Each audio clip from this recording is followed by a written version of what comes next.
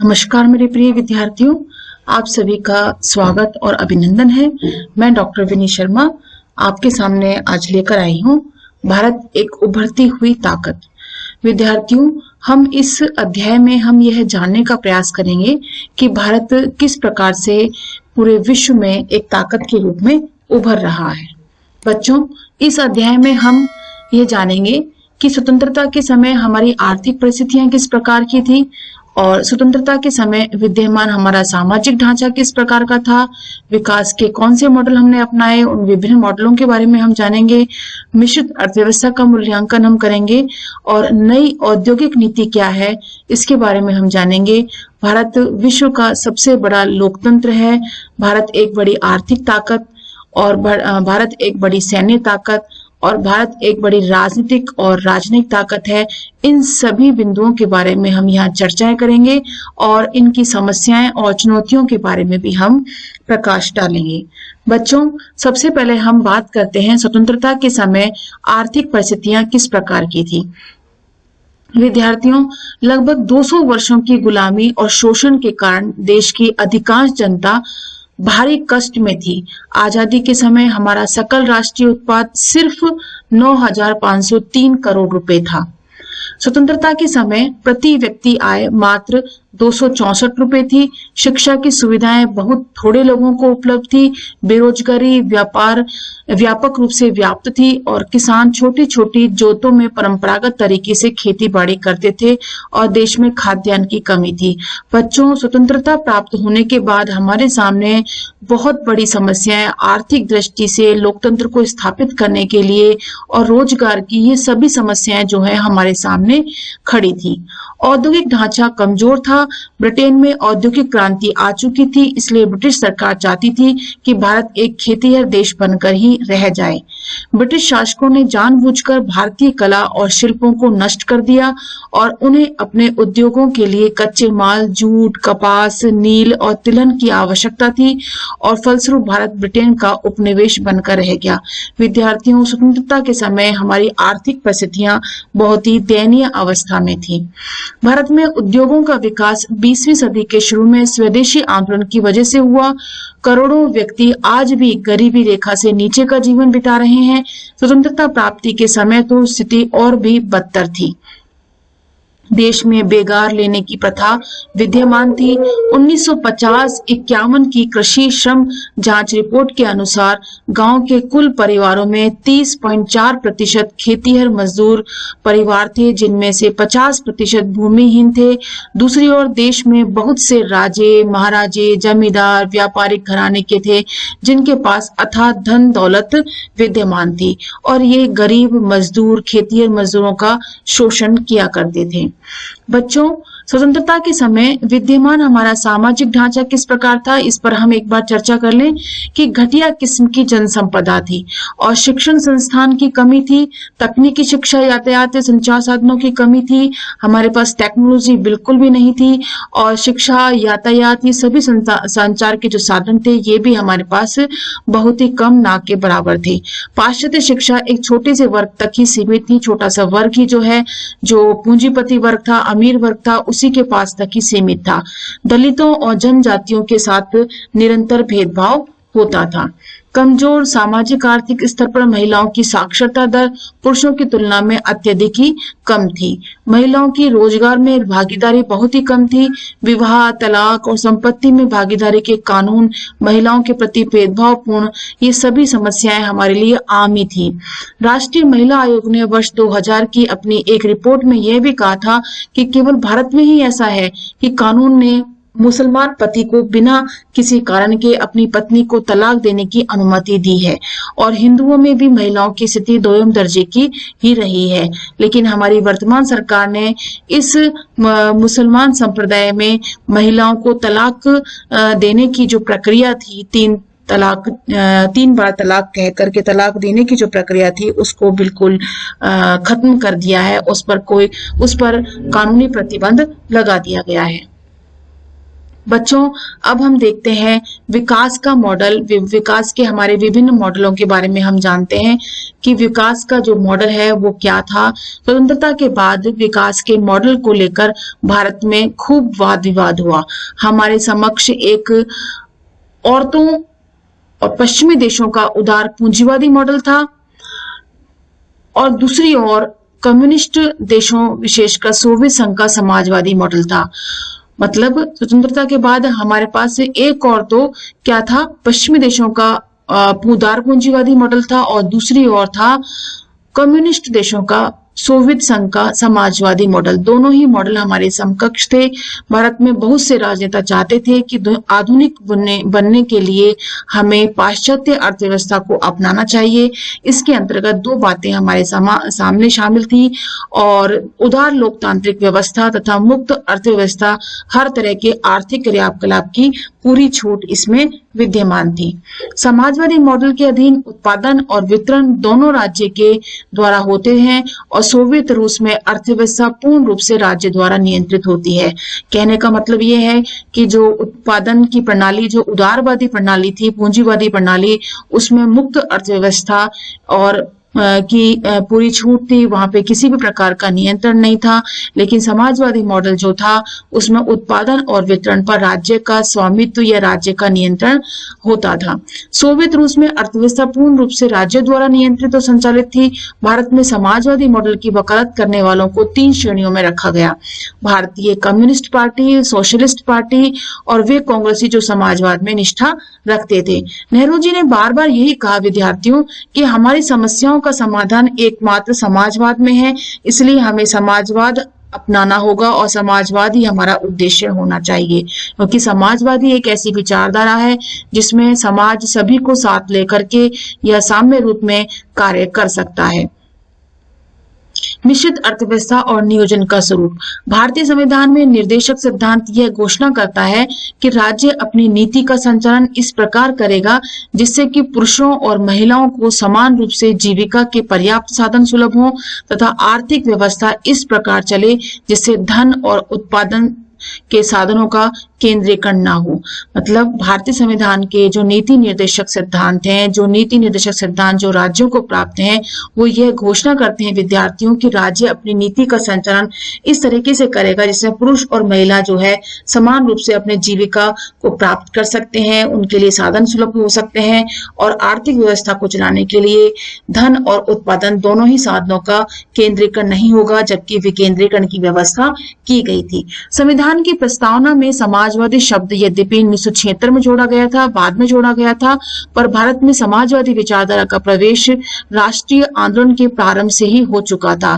कहने का तात्पर्य यह है विद्यार्थियों की जो प्रस्तावना है भारत के संविधान की, यानी कि जिसे हम उद्देशिका कहते हैं, उसमें समाजवादी शब्द 1976 में जोड़ा गया था। लेकिन समाजवादी जो विचारधारा है हमारे सामने, यह विचारधारा कोई नवीन नहीं थी, यह राष्ट्रीय आंदोलन के समय से ही हमारे साथ थी। हम उस समय स्वतंत्रता सेनानी जो है वो इसी विचारधारा को अपने जीवन में, अपने विचारों में, अपने जहन में लेकर आए और उसके साथ ही उन्होंने अपनी विकासात्मक यात्रा जो है या स्वतंत्रता की जो लड़ाई है उन्होंने लड़ी। योजनाबद्ध विकास की प्रेरणा भारत को रूस से मिली, पर भारतीय योजनाओं का स्वरूप कम्युनिस्ट देशों के नियोजन से 2 बातों पर निर्भर है। कहने का मतलब है योजनाबद्ध विकास अर्थात जो पंचवर्षीय योजनाओं का जो सिलसिला है उसकी प्रेरणा भारत ने रूस से प्राप्त की थी, लेकिन ये सभी योजनाएं कम्युनिस्ट देशों के नियोजन से 2 बातों पर निर्भर करती हैं। पहला यह है कि कम्युनिस्ट देशों में राज्य का स्वरूप अधिनायकवादी होता है और सोवियत संघ के बिखराव से पहले रूस में नियोजन पूरी तरह से केंद्र के आदेश और नियंत्रण पर चलता था। इसके विपरीत भारत में लोकतांत्रिक समाजवाद के आदर्श को अपनाया गया। कहने का तात्पर्य यह है विद्यार्थियों कि कम्युनिस्ट देश जो अधिनायकवादी देश है वहां पे नियोजन के आधार पर कार्य तो होता है जिसमें केंद्र के पास आदेश और नियंत्रण की की शक्ति होती है, लेकिन भारत में लोकतांत्रिक समाजवादी व्यवस्था स्थापित है। यहाँ अधिनायकवाद का कोई नामो निशान नहीं है। इसलिए यहाँ पे जो लोकतांत्रिक समाजवादी व्यवस्था है, इसमें हर कार्य योजनाबद्ध तरीके से पंचवर्षीय योजनाओं के माध्यम से किया जाता है। दूसरी बात यह आती है विद्यार्थियों की, कम्युनिस्ट देशों में समस्त उत्पादन सार्वजनिक क्षेत्र में ही होता है, वहां निजी क्षेत्र नगण्य हो जाया करता है। भारत में मिश्रित अर्थव्यवस्था रही है और जिसमें उत्पादन के दो क्षेत्र हैं, सरकारी और निजी। सरकारी क्षेत्र में वे सारे उद्योग धंधे आते हैं जिनका नियंत्रण राज्य के हाथों में होता है। साथ ही बहुत से धंधे निजी क्षेत्र में चलते हैं। मिश्रित अर्थव्यवस्था में पूंजीवाद और समाजवाद दोनों के ही लक्षण देखने को मिलते हैं। विद्यार्थियों, जिस प्रकार से कम्युनिस्ट देशों में समस्त उत्पादन जो है, उत्पादन के साधन, वितरण के साधन सभी जो है सार्वजनिक क्षेत्र के माध्यम से होता है, निजी क्षेत्र वहां पे बिल्कुल भी नहीं है। लेकिन भारत की यदि हम बात करें तो भारत ने निजी क्षेत्र को भी अपनाया हुआ है और सरकारी क्षेत्र को भी अपनाया हुआ है। अर्थात पूंजीवादी व्यवस्था और समाजवादी व्यवस्था दोनों ही व्यवस्थाओं के मिश्रण को लेकर के हमारी अर्थव्यवस्था चलती है। अर्थात हमारी जो अर्थव्यवस्था है मिश्रित अर्थव्यवस्था को फॉलो करती है। बच्चों, मिश्रित अर्थव्यवस्था का मूल्यांकन हम यहाँ देखते हैं कि भारत में मिश्रित अर्थव्यवस्था का प्रयोग काफी लंबे समय से चलता आ रहा है और यह व्यवस्था आज भी विद्यमान है। बहुत से उद्योगों का प्रबंध राज्य को सौंपा गया था। इससे नौकरशाही और सरकारी तंत्र की शक्तियां बढ़ गई। सरकार के लिए उद्योगों का संचालन करना आसान नहीं है। लोगों को काम करने की प्रेरणा निजी मुनाफे की भावना से मिलती है। सरकारी प्रबंधन से उद्योगों में कुशलता बढ़ी। सरकारी उपक्रमों की हालात खराब हो गए और देश में भ्रष्टाचार फैला। निजी उद्योगों को खड़ा करने के लिए सरकार से लाइसेंस और परमिट लेने होते थे। इससे उत्पादकों की संख्या कम होती थी, चीजें दुर्लभ बन जाती थी और उनकी कीमतें भी बढ़ जाती थी। इसका यह अर्थ नहीं कि भारत के विकास में सार्वजनिक क्षेत्र का कोई योगदान नहीं रहा। सार्वजनिक क्षेत्र में या तो भारी उद्योग खड़े किए गए थे या ऐसी चीजें बनाई गई जिनको निजी उत्पादक नहीं बनाना चाहते थे। तीसरी पंचवर्षीय योजना में 1961 और 66 के शुरुआती वर्षों में ही हमारी अर्थव्यवस्था उठान अवस्था यानी टेक ऑफ स्टेज में प्रवेश कर गई थी और बुनियादी उद्योग जैसे इस्पात, मशीन निर्माण, ईंधन और रसायनों की प्रगति उत्साहजनक रही। भारी इंजीनियरिंग, बिजली और उर्वरकों के उत्पादन को और आगे बढ़ाया गया। भाखड़ा नागल, हीराखंड और जैसे कई बड़ी योजनाएं भी शुरू की गई। दुर्गापुर, भिलाई, राउरकेला के कारखाने, इंटीग्रल कोच फैक्ट्री को भी हम इस दौर की प्रमुख उपलब्धियों के अंतर्गत शामिल कर सकते हैं। बच्चों, नई औद्योगिक नीति। नई औद्योगिक नीति क्या है? आजादी के शुरुआती वर्षों में सार्वजनिक क्षेत्र को मजबूत बनाया जाना शायद ठीक था और बुनियादी उद्योग आधारित संरचना जैसे कि सड़कें, रेलें, नदियों का पानी रोककर बनाए गए बांध, स्कूल, कॉलेज और विद्युत संस्थान इत्यादि का विकास संभवतः सरकारी नियंत्रण में ही हो सकता था, परंतु धीरे धीरे सरकारी उपक्रमों की स्थिति बिगड़ती चली गई। भ्रष्टाचार और प्रबंधकीय अनिपुणता के कारण सार्वजनिक क्षेत्र घाटे का सौदा बन गया और लाल फीताशाही का बोलबाला था। फाइलें एक टेबल से दूसरी टेबल पर घूमती रहती थी पर फैसला कुछ भी नहीं हो पाता था। इससे श्रम और संसाधनों की बर्बादी होती गई। औद्योगिक नीति में बदलाव। चीन जैसे कम्युनिस्ट देश ने अपनी अर्थव्यवस्था को 1980 के दशक से ही उदार बनाना शुरू कर दिया था, जबकि भारत सरकार ने 1991 में औद्योगिक नीति में उदारता लाने का फैसला किया। 1991 में घोषित नई औद्योगिक नीति निजीकरण पर विशेष बल देती है। रक्षा उद्योगों, आणविक ऊर्जा, पेट्रोलियम, कोयला आदि उद्योगों को छोड़कर शेष सभी उद्योग निजी क्षेत्र के लिए खोल दिए गए। सरकार ने गिने चुने उद्योगों को छोड़कर अन्य सभी क्षेत्रों में प्रत्यक्ष विदेशी निवेश की अनुमति दे दी और जन परिवहन प्रणाली, होटल और पर्यटन क्षेत्र में 100% विदेशी निवेश की इजाजत मिल गई। बच्चों, जिस प्रकार से नई औद्योगिक नीति हमने अपनाई और नई औद्योगिक नीति के अंतर्गत हमने सार्वजनिक क्षेत्र नई औद्योगिक नीति से पहले जिस प्रकार से सार्वजनिक क्षेत्र घाटे का सौदा हमारे लिए बन गया था, हमारे लिए सबसे जरूरी यह हो गया था कि नई औद्योगिक नीति अर्थात उदारीकरण को अपना लिया जाए और उदारीकरण को अपनाने का सब प्रथम सबसे पहले चीन ने 1979 और 80 के मध्य ही शुरू कर दिया था।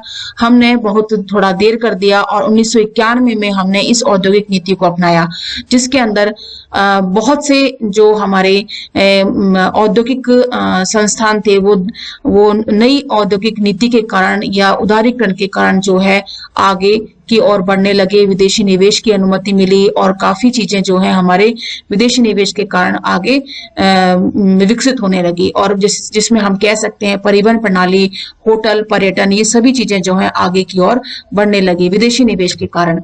नई आर्थिक नीति के उद्देश्य थे सार्वजनिक क्षेत्र के उद्योगों को व्यावसायिक तरीके से चलाना, लाइसेंस और परमिट आदि नियंत्रण को हटाना, सार्वजनिक क्षेत्र के लिए आरक्षित उद्योगों को निजी क्षेत्र के लिए खोलना और भारतीय अर्थव्यवस्था को विश्व बाजार से जोड़ना, जिसे वैश्वीकरण कहते हैं। तो इस प्रकार से नई आर्थिक नीति के जो उद्देश्य थे उनको हमने फॉलो किया, जिसमें व्यावसायिक तरीकों से उद्योगों को व्यावसायिक तरीकों से चलाया गया। लाइसेंस और परमिट के जो नियंत्रण बहुत ही ज्यादा नियमों के अंतर्गत हमें यह परमिट मिला करता था, वह नियंत्रण भी काफी हद तक हटा दिया गया और भारतीय अर्थव्यवस्था को विश्व बाजार से जोड़ने का ये बहुत ही अच्छा मौका था, जिसे आज हम वैश्वीकरण के रूप में देख सकते हैं। एकाधिकार तथा अवरोधक व्यापारिक अधिनियम को संशोधित किया गया ताकि मौजूदा औद्योगिक इकाइयों के विस्तार के लिए सरकार से अनुमति लेने की आवश्यकता नहीं रही। लिग्नाइट, पेट्रोलियम, कच्चे तेल के अतिरिक्त तथा चीनी उद्योगों की स्थापना के लिए लाइसेंस की शर्तें लागू नहीं होंगी। इंश्योरेंस रेगुलेटरी डेवलपमेंट अथॉरिटी अधिनियम 1999 के अनुसार घरेलू और विदेशी निजी कंपनियों के लिए भी बीमा उद्योग खोल दिया गया। भारत विश्व का सबसे बड़ा लोकतंत्र, इसमें कोई दो राय नहीं विद्यार्थियों, भारत विश्व का सबसे बड़ा लोकतंत्र है। इसका सबसे बड़ा विश्व का लोकतंत्र होने का सबसे प्रमुख कारण यह है कि यहाँ पे विभिन्न धर्म, जाति, भाषा, संस्कृति के लोग यहाँ पे विद्यमान हैं और यहाँ सभी जो है एकीकृत, एकताबद्ध रूप में रहते हैं और अपना विकास में अपना सहयोग देते हैं।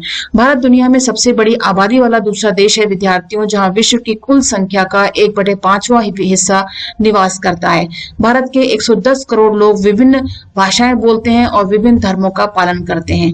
हमारे रीति रिवाज, परंपराएं अलग अलग हैं, मतलब हमारे अलग अलग धर्म, अलग अलग आचार विचार हैं। इन सभी विविधताओं के बावजूद विद्यार्थियों हम अपने राष्ट्र की एकता और अखंडता को बनाए रखने में सफल रहे हैं।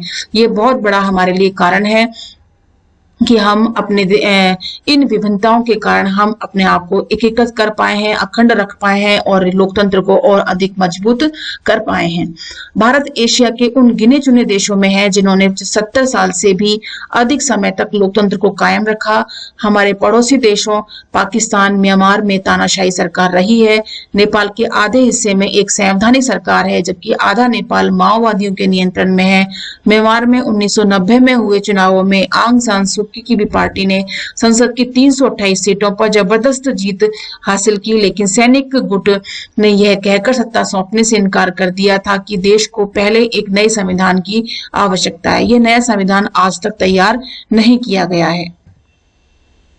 25 जून 1975 को पहली बार तानाशाही से भारत का सामना हुआ, पर यह दौर लंबा नहीं चला। मार्च 1977 में हुए चुनाव में युगांतरकारी राजनीतिक परिवर्तन आया। आपातकाल की ज्यादतियों के कारण स्वयं श्रीमती इंदिरा गांधी और उनके छोटे बेटे संजय गांधी भी चुनाव में हार गए। कुल मिलाकर यदि हम देखें तो भारत में निश्चित अंतराल के बाद स्वतंत्र और निष्पक्ष चुनाव होते रहे और 14वीं लोकसभा के लिए 2004 में चुनाव हुए, जिनके लिए 67 करोड़ से भी ज्यादा लोगों को मताधिकार हासिल था और 17वीं लोकसभा में यह आंकड़ा 90 करोड़ तक पहुंच गया। यह दुनिया का सबसे बड़ा लोकतांत्रिक चुनाव था। राष्ट्रीय मानवाधिकार आयोग 1993 के अलावा भारत के 23 राज्यों में मानवाधिकार आयोग का गठन किया जा चुका है। विद्यार्थियों, न्याय भले ही देर से मिलता हो, लेकिन न्याय व्यवस्था का सम्मान और साख आज भी कायम है। बाधाओं के बावजूद संसद और राज्य विधानसभाओं में काम होता है। पुरुषों और महिलाओं दोनों की साक्षरता दर में भी निरंतर वृद्धि हो रही है। और विद्यार्थियों, यदि हम देखें न्याय के मामले में हमने न्यायिक सक्रियता को फॉलो किया है। जुडिशियल एक्टिविज्म को हमने फॉलो किया है और तुरंत गति से हमने निर्णय देने की भी प्रक्रिया को लेकर आए हैं और जनहित याचिकाओं को भी हम लेकर आए हैं, जिससे कि जनता के हित के लिए जो मुद्दे हैं, जो कोई गरीब या निर्धन व्यक्ति नहीं उसको याचिका दायर कर सकता है, उसके लिए जनता जो है उनके लिए याचिका दायर करके उनके लिए हितार्थ के लिए कार्य कर सकती है। तो इस प्रकार से यह कोई दो राय नहीं कि इसमें भारत ने विभिन्न क्षेत्रों में, विभिन्न परिस्थितियों में, विभिन्न विकट परिस्थितियों में रहते हुए अपने आप को विकसित किया है और विकास के उन ऊंचाइयों तक पहुंचाया है जिनको आज हम देख सकते हैं। तो विद्यार्थियों, इसी के साथ ये वीडियो हमारा समाप्त होता है और नेक्स्ट वीडियो में हम इसी पार्ट का एक नेक्स्ट वीडियो लेकर आएंगे, जिसमें भारत एक बड़ी आर्थिक ताकत के रूप में किस प्रकार से उभर रहा है, इसको हम समझने का प्रयास करेंगे। तब तक के लिए हम आपसे विदा लेते हैं। धन्यवाद एंड नमस्कार।